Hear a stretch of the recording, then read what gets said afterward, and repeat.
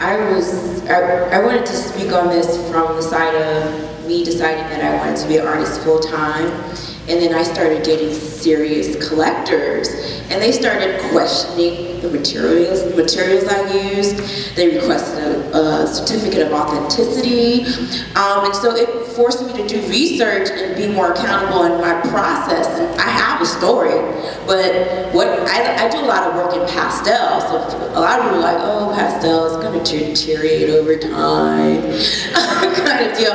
So I work only on 100% cotton paper. You know, I use, my pastel set costs $600.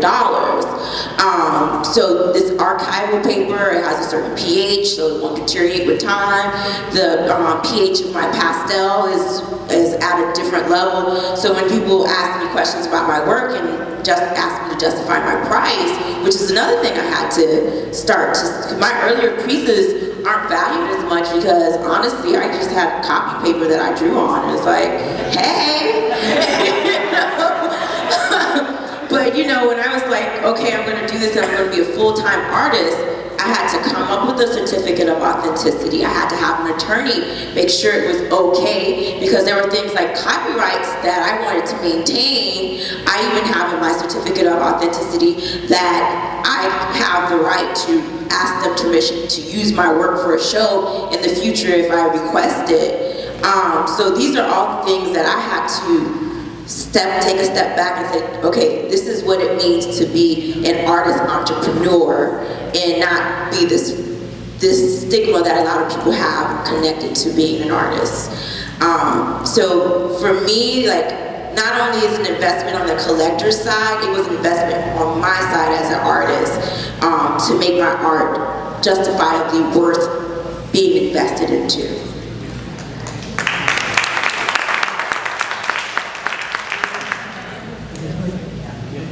I wanted to just can't hear you. You can? Now I can. I wanted to explain Black Art in America's role right now in the major art field in the world. We are reaching over 1 million people a week. We have registered about 19,000 artists. There's a long story, and I can't get into it right now. I had talked with Anthony and Trina when they had contacted us about collaboration, and it fit right in with where we were going. Now, right now in New York, we're getting ready to have a show at the Faison Art Theater, and there's going to be 40 African-American masters in the room. We brought in a Charles White that hasn't been seen in 40 years. We have people coming in that are going to do evaluations, and they're also going to do appraisals. We're trying to change the perception of our art, and we're trying to put a different value on our art. I got involved because of Art Basel and Purvis Young. What happened was, when I was doing my research, I found out that Bloomberg Weekly, Forbes, all these different white financial magazines were quietly telling their audience to buy Black art. And that was about 6 years ago, and they put it on a 10-year trajectory, track of 10 years to do this. So we have like 4 years left. There's an art war going on that was addressed about what happened with Jason Pollock's paint, Damien Hirst and the Tate Museum and the British Brats, and they put out the contemporary artwork and they get millions of dollars, and it's, in my opinion, garbage, because I have an opinion. And so we've been quite vocal about certain things, but I know right now African American art is the most sought after art in the world. But the question is what everybody's saying, what is African American art? What art are they seeking? They're not seeking the art that's in the gallery, the blue chip galleries, your blue chip people, because they know where they are and they can find them at any given point. What they're seeking out is what's going on here right now. If you're going to build wealth, by collecting art. And you have to buy things that you like, because if you don't, you're going to get stuck with it. You might as well like it. And that's what keeps the whole art community going, because everything isn't going to reach the point where it's going to be auctioned at Christie's or even at Swan Gallery. But what happens is there's an appreciation point. And it involves, like I said, you the collector, you the patron of the arts, whether you collect it out, if you come to an art show, you put the body count in.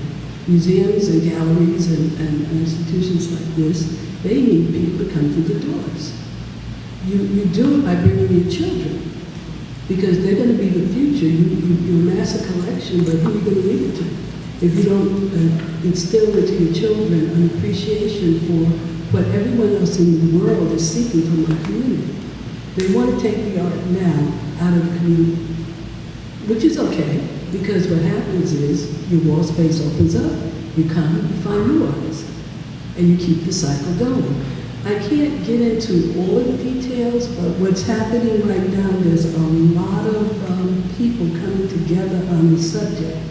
They're financial people, insurance people, appraisers, but they're all coming from the African American law, and they're addressing keeping our cultural arts community alive. There's a program from Dixie School. Collectors are the backbone of the whole arts community, because if not, it's going to be sitting in your house.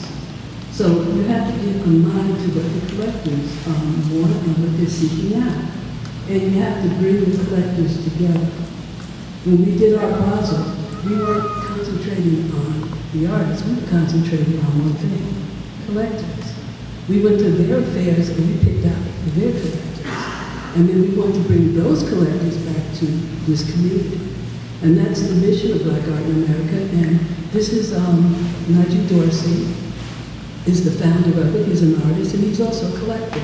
And he's been putting his money and time into this, because he sees this as the future. So that's all I can say, because there's too much to be said. I mean, I can go into reports, details, but like I said, there is an arts world. Hold on to the mic for a second. Because I have a very long question here. You all touched on pieces of it. And actually, sort of in Nzingah, we talked about CBS Sunday morning did a whole report on falsely authenticating art. And all of the foundations, like the Warhol Foundation and even Jean-Michel Basquiat, who will know, authentication committee, who will no longer authenticate art because of the falsities, if that's a word, that happened out there. How do we prevent that from happening? And we're talking collectors now, we're going to be talking large collectors. At some point, we're going to have to look at authenticating these pieces. How do we avoid that happening in our arts? Well, right now, if you start out keeping a paper trail and making sure with the pieces that there's a history to it, and actually, Doreen could better explain that. We went to a collector's house. She has all her own papers, because she knew that when she got ready to resell this art, that's what they're asking for. So that's kind of up to the collector to make sure that when they buy a piece, they get their authenticity at the sell point. Because once you move past that, then it kind of becomes hard. Najee has an artist that he's representing. He bought some pieces from him in Arkansas, and the person wasn't literate. He was sick, and he was sitting in he was in his sister's house. She died. Now all of a sudden, the collection of art is now everybody's seeking it out.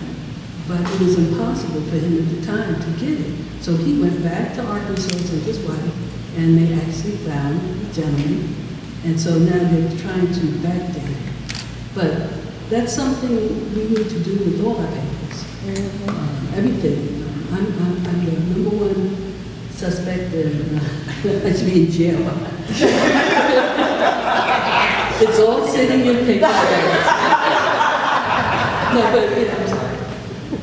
I want to kind of go back to what you had said earlier about stories. The art that you deal with usually tells stories. Someone from Comic School Magazine, I don't know if that's a part of the Forbes folks, they came to my house, to my office several years ago. Somebody was trying to get them to do a story on my collection.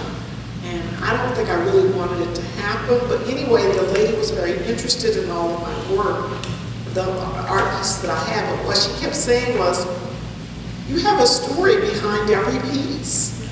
And I said, yes, that is extremely important for me. And I think it's interesting how this is being crystallized here at this with a show that's all about spirituality. That's how I'm seeing this.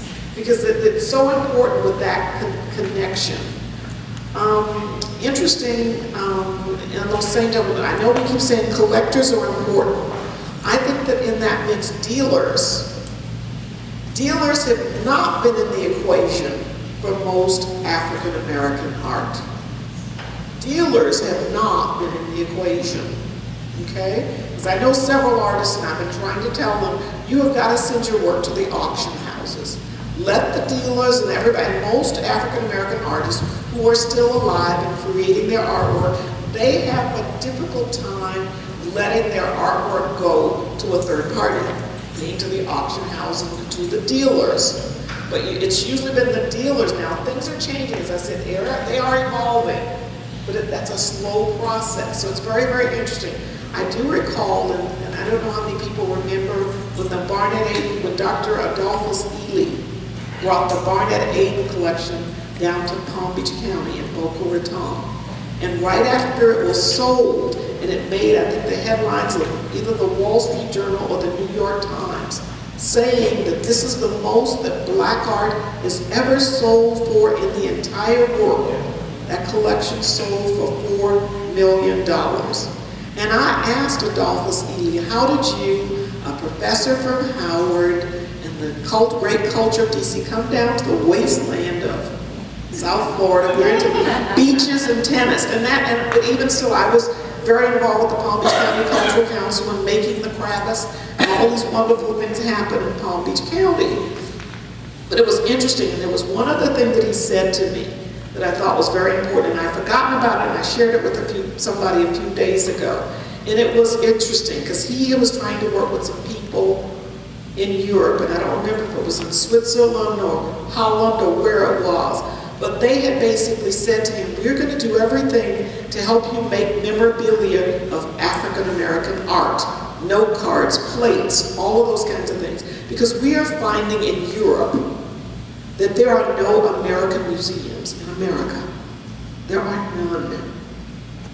Because American museums basically have in it European art. The European Impressionists and the great masters from Europe. So America does not have any museums because it has no Hispanic, no Native American, and no African American artists in their museums. Okay? And so for the last 15 or 20 years, museums in America have now slowly tried to make that change. I even went to the White House several years ago when Bill and Hillary Clinton were there, because somebody wrote them and told them there is no African American artist in the permanent collection at the White House. And Hillary then started working on making that happen. I don't remember if it was 1990, probably 1996 when I went, and they unveiled a Henry Ossawa-Tanner, and I told it was a landscape out of New Jersey that he had done. And I said that's interesting because I believe Henry Ossawa-Tanner is the only African American who is also in the Louvre. And I might be incorrect, but they do have a Henry Ossawa-Tanner in the Louvre in Paris. So the United States decided that they would follow suit and put a Tanner in the White House. So America has a lot to do with making their museums truly American.